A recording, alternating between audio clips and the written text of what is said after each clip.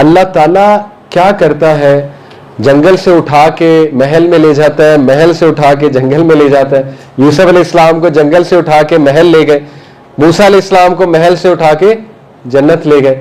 अल्लाह क्या करता है, कब करता है, क्यों करता है, इंसानी अकल जो है वो नहीं समझ सकती। लेकिन अल्लाह पर कामिल यकीन जो है वो मस्ट है। अल्लाह के बारे में नेगेटिव ना हो। देखें शवाक अहमद साहब कहते हैं ना रहीमहुल्लाह कि जिंदगी में जितनी मर्जी हमाकतें कर लेना, लेकिन कभी ये हमाकत ना करना कि अल्लाह के बारे में नेगेटिव सोचो। इम्पॉसिबल है। अल्लाह ताला नेगेटिव अमल नहीं कर सकता, अल्लाह ताला आपका बुरा नहीं सोच सकता, अल्लाह रब्बुल आलमीन आपको तकलीफ में नहीं डाल सकता। अल्लाह के हर काम में हिकमत है। अल्लाह ताला जो है वो अपने बंदों को जानता है, इनको पाक कैसे करना है, इनका स्टेटस कैसे बढ़ाना है, इनको मैंने मोहलत कैसे देनी है, इनको मैंने ठीक कैसे करना है, इनको मैंने सीधा कैसे करना है। हदीस में आता है, नबी सल्लल्लाहु अलैहि वसल्लम ने फरमाया, अगर एक शख्स का अल्लाह ने बहुत बड़ा रुतबा लिखा हुआ है, अल्लाह ने फैसला कर लिया ये शख्स जन्नत में सहाबा का नेबर होगा, ये शख्स जन्नतुल फिरदौस में नबी सल्लल्लाहु अलैहि वसल्लम के साथ होगा, अल्लाह ने फैसला कर लिया। नबी सल्लल्लाहु अलैहि वसल्लम कहते हैं कि वो शख्स अपने अमाल की वजह से वो स्टेटस नहीं अचीव कर पा रहा, नालायक है हमारी तरह, हम सब की तरह, ठीक है, नहीं कर पा रहा। अल्लाह ताला उस पर टेस्ट और ट्रायल्स भेजता है। जिन टेस्ट और ट्रायल्स से गुजर के, थोड़ी तकलीफ झील के, सब्र करके वो बंदा वो स्टेटस को पा लेता है जो एक्चुअली में अल्लाह रब्बुल आलमीन ने उसका लिखा हुआ। तो देखिए विन विन सिचुएशन है, ठीक है। तो ये स्टोरी जो अल्लाह की कुदरत और अल्लाह की मईशत और अल्लाह रब्बुल आलमीन की पावर को बयान करती है, उसकी मिसाल नहीं मिलती, ठीक है। तो इसलिए never underestimate whatever you are going through in your life. हाँ, हमारी अपनी गलतियां हैं, हम अपनी गलतियों की वजह से भी फंसते हैं, हमारी अपनी डिसीजन मेकिंग है, लेकिन sometimes you are in the well, like Yusuf अलैहिस्सलाम। यूसुफ अलैहिस्सलाम जब वेल में थे, ही हैड नो चॉइस। देखिए कभी कभी इंसान ऐसा फंसता है लाइफ में, ऐसे कुएं में गिरता है कि उसके पास सोल्यूशन कोई नहीं होता। बाहर निकलते तो भेड़िए थे या भाई वेट कर रहे थे, उन्होंने दोबारा फेंक देना था, अंदर रहते तो भूख और प्यास, ठीक है, तो नो सोल्यूशन, क्या करे, स्टक है। तो उस वक्त अल्लाह याद आता है, उस वक्त फिर दिल से अल्लाह की याद निकलती है, उस वक्त फिर बंदे को एहसास होता है कि अब कोई नहीं है, अब जो है वो अल्लाह को पुकारना है, अब अल्लाह से ताल्लुक कायम करना है। तो if you are in the well, मैं आपको बता रहा हूं, अगर आप कुएं में हैं तो ये बेहतरीन मौका है अल्लाह से ताल्लुक कायम करने। और बड़े कम लोग हैं, यकीन करें, बड़े कम लोग हैं जो डिफिकल्टीज को ग्रेस से हैंडल करते हैं। हम जैसे कमजोर ईमान के लोग वो डिफिकल्टीज में गुनाह की तरफ जाते हैं। ये इंसानी नेचर है। बड़े कम चोजन लोग हैं, अल्लाह के चोजन लोग हैं जो डिफिकल्टीज को ग्रेस से हैंडल करते हैं। और ग्रेस क्या है? फसब्रुन जमील। ग्रेस क्या है? अल्लाह के और करीब हो जाना। मुश्किल आई, अल्लाह के और करीब हो जाना। सूरह अंबिया, अल्लाह ताला ने मुख्तलिफ अंबिया को जिक्र किया, इस्माइल इस्लाम को, ज़ुल्किफ्ल को, इब्राहीम इस्लाम को, नूह अलैहिस्सलाम को, अयूब अलैहिस्सलाम को, यूनुस अलैहिस्सलाम को, सब का जिक्र करके क्या कहा? कुल्लुम मिनस साबिरीन। ये सब के सब साबिरीन थे, तारीफ की, और अल्लाह ने कहा सलाम है इन पे, अल्लाह सलाम भेज रहा है। ये सब के सब साबिरीन थे। These were people of grace, जिन्होंने डिफिकल्ट टाइम को ग्रेस के साथ हैंडल किया है। तो देखें, अगर आप अल्लाह के करीब होना चाहते हैं तो डिफिकल्ट टाइम को ग्रेस के साथ हैंडल करें। है मुश्किल, लेकिन अल्लाह की मदद से कोई चीज मुश्किल नहीं है। अल्लाह की मदद पकड़ें और अल्लाह के करीब हो। अब हम आते हैं यूसुफ अलैहिस्सलाम की स्टोरी के असल उस पहलू पे कि याकूब अलैहिस्सलाम ने किस तरह से हैंडल किया अपने बच्चों को। सबसे पहले आप देखिए कि याकूब अलैहिस्सलाम का जो पेरेंटिंग मॉडल है उसको समझ लें, स्पेशली फादर्स। वो LUV मॉडल है, लव मॉडल, जो आज मॉडर्न पेरेंटिंग में सिखाया जाता है। LUV, love. LUV क्या है? L is for listening, U is for understanding and V is for value. यानी वो फादर ज्यादा अच्छा फादर बनता है और बच्चों की अच्छी तरबियत करता है जिसमें ये तीन क्वालिटीज हैं। क्या? लिसनिंग। अब देखें, यूसुफ इस्लाम आके ड्रीम सुना रहे हैं। अब देखें, आज लोग कहते हैं बिजी बहुत है। टू बी ऑनेस्ट, पाकिस्तानी उससे ज्यादा वेली कौम कोई नहीं है। ये मुझे यूके जाके एहसास हुआ है। विद ऑल ड्यू रिस्पेक्ट, मैं भी इनमें शामिल हूँ, ठीक है। हम हर वक्त जल्दी में होते हैं, पता नहीं काम क्या होता है। गाड़ी जल्दी में, बाइक जल्दी में, नमाज से जल्दी निकलना है, काम कुछ भी नहीं होता, सीधी सी बात है। तो हम कहते हैं बिजी बहुत है, बच्चों के लिए टाइम नहीं है। देखें, हम बिजी नहीं है, बच्चे हमारी प्रायोरिटी नहीं है। This is the right sentence. अब मैं समझता हूँ सिस्टर्स ये जुमला पकड़ के हम अपने हस्बैंड्स को कोसने ना लग जाएंगे, देखा देखा हम आपको यही कहती हैं आपके पास टाइम नहीं। देखें, सिस्टर्स को समझना चाहिए, हस्बैंड्स होते हैं बिजी, दैट्स ट्रू, कुछ बेचारे हमारे 3-3 जॉबें करते हैं, फैमिली के लिए करते हैं। देखिए मेरा कहने का मकसद ये है कि क्वालिटी टाइम निकालना कोई दिक्कत नहीं है। क्वालिटी टाइम का मतलब है 15-20 मिनट दे दें बच्चों को, लेकिन क्वालिटी दें जिसमें आप सुन रहे हैं, असल में सुन रहे हैं। तो याकूब अलैहिस्सलाम के पास जब यूसुफ अलैहिस्सलाम आए तो देखिए ये भी हो सकता था कि वो बिजी होते, ठीक है, नबी थे, नबी से ज्यादा बिजी कौन होता है, नबी में तो कौम की जिम्मेदारी होती है, नबी तो लीडर है। वो कह सकते थे हाँ अच्छा ठीक है, हाँ बड़ा अच्छा ख्वाब देखा मेरे बेटे ने, अच्छा जाओ मामा को सुनाओ जाके, वो ये भी तो कह सकते थे ना, ठीक है। लेकिन उन्होंने बड़े गौर से सुना, लिसन, पहला L is listen, he listen to it, और understand, U is for understand, समझा बेटे की बात को, धुतकारा नहीं, ये नहीं कहा अच्छा ठीक है।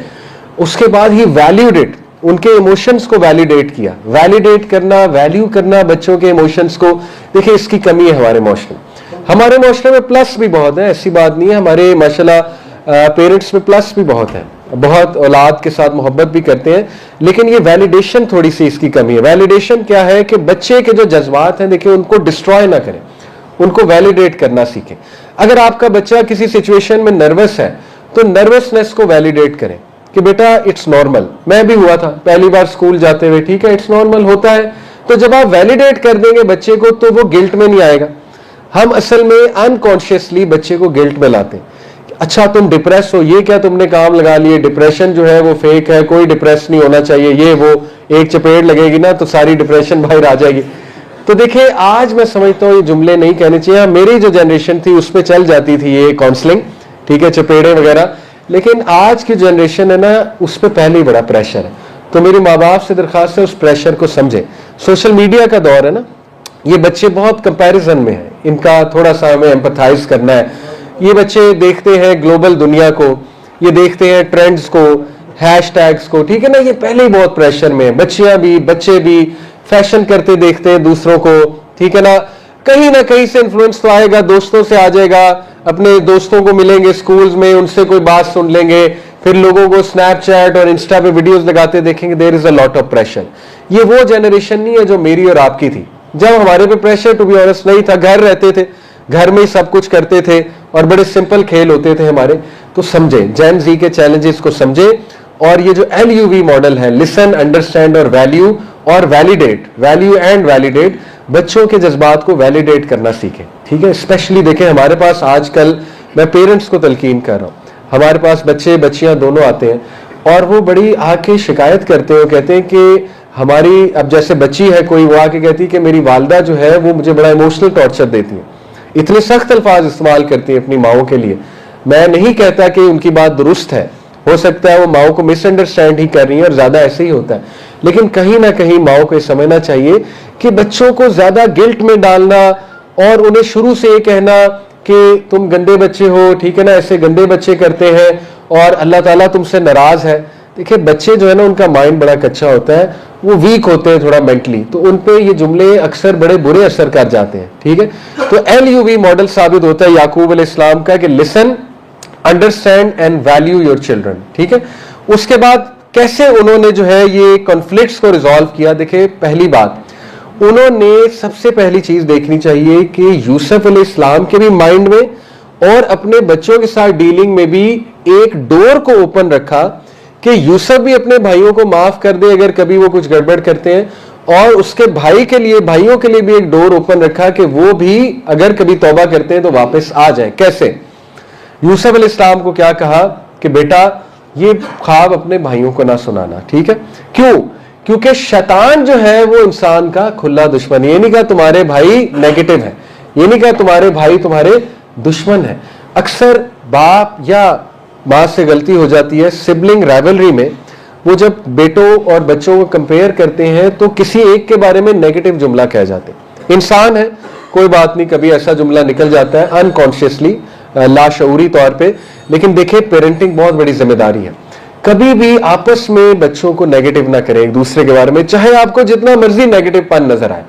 इससे ज्यादा नेगेटिव पन क्या था कि उन्होंने कहा कि इसको मार दो, इक्तुलू यूसुफू, कि इसको मार दो, कत्ल कर दो इसको, ठीक है ना, या इसको वेल में जाकर फेंक दो। इससे ज्यादा नेगेटिव एटीट्यूड क्या हो सकता है? लेकिन आप देखें बच्चों को एंड तक याकूब इस्लाम ने यही कहा कि तुम्हें शैतान ने गुमराह किया, तुम लोगों को शैतान ने लड़वाया है, ताकि उनके लिए एक डोर ऑफ रिपेंटेंस ओपन रहे। तो देखिए, माँ बाप की जिम्मेदारी है कि बच्चों को ज्यादा एक दूसरे के खिलाफ नहीं करना चाहिए, और बात शैतान पे इसलिए डालनी चाहिए, और शैतान ही करता है, ताकि बच्चों के लिए डोर ऑफ रिपेंटेंस ओपन रहे, और जो बच्चे के साथ ज्यादती हुई है उसके लिए भी एक डोर ओपन रहे कि माफ कर सके। क्योंकि अगर उसको यह होगा कि नहीं नहीं ये तो इन्होंने ही किया है, तो फिर उसका ट्रॉमा कभी नहीं जाएगा। लेकिन अगर वो तरबियत याफ्ता है, उसको पता है कि यार कोई नहीं, मैं भी इंसान हूं, शैतान मुझ पे भी हावी हो सकता है, इन पे भी हो सकता है, ठीक है ना, इस वाक़े से हमें टॉलरेंस भी बहुत आती है। देखें, अगर नबी के बच्चों में इस तरह से हो सकता है तो हमारे सिबलिंग्स में भी हो सकता है। तो यूसुफ अलैहिस्सलाम वाला रवैया रखना चाहिए, हमेशा डोर को ओपन रखना चाहिए टू फॉरगिव। अभी मैं बताऊंगा यूसुफ अलैहिस्सलाम ने कैसे डील किया, ठीक है। तो क्विकली याकूब अलैहिस्सलाम के कुछ मैं आपको बताता हूं टेक्निक्स। एक तो LUV मॉडल हो गया, दूसरा है open trustworthy and open communication, ये भी उसी में आता है LUV में, कि he was open to his children, available to his children, ठीक है। उनके बच्चे ओपन थे उनके लिए और कम्युनिकेट करते थे उनको चीजें। उसके बाद हमें याकूब इस्लाम की पेरेंटिंग से नजर आ रहा है कि उन्होंने बच्चों को इमोशनल इंटेलिजेंस सिखाई थी। इमोशनल इंटेलिजेंस जो है ये क्या होती है कि जज्बात का तारुफ कराना और जज्बात के बारे में वार्न करना। देखें, याकूब अलैहिस्सलाम ने एक्नॉलेज किया इस बात को यूसुफ अलैहिस्सलाम को कि पहली बात तुम ख्याल करो। ख्याल इसलिए करो क्योंकि हसद रियल है और हसद कर सकता है कोई बच्चा दूसरे से, ठीक है। उसके बाद उन्होंने जेलसी और एनवी के तरीके से डील करना भी सिखाया अपने बेटे को, ठीक है। तो ये इमोशनल इंटेलिजेंस पेरेंट्स को सिखानी चाहिए, और इमोशनल इंटेलिजेंस है कि जज्बात को एक्नॉलेज करना और एक्नॉलेज करके उसका सोल्यूशन देना, ठीक है। ये माँ बाप की जिम्मेदारी होती है। इसी तरह आप देखें, recognise and address sibling rivalry, उन्होंने सिबलिंग्स राइवलरी को नेगेट नहीं किया, ये भी बहुत इंपॉर्टेंट है। अगर आपको कोई सीरियस मसला बच्चों में नजर आ रहा है तो उसको सॉल्व करना चाहिए इससे पहले कि वो मसला बहुत बड़ा बन जाए। आपने अक्सर देखा है, शायद कोई फैमिली विटनेस की हो खानदान में, कि बच्चों में बचपन में बहुत कुछ इख्तलाफात हो जाते हैं, माँ बाप ईजी लेते हैं, बड़े होके वही इख्तलाफात ट्रॉमास बन जाते हैं, वही बहुत बड़े बड़े जो है ना वो चीजें बन जाती हैं उनके लिए।